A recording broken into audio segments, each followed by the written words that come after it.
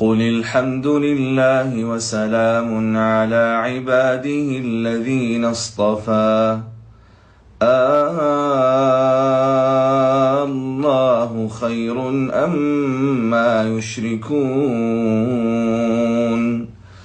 أمن خلق السماوات والأرض وأنزل لكم من السماء ماء فأنبتنا به حدائق ذات بهجة ما كان لكم أن تنبتوا شجرها أإله مع الله بل هم قوم يعدلون.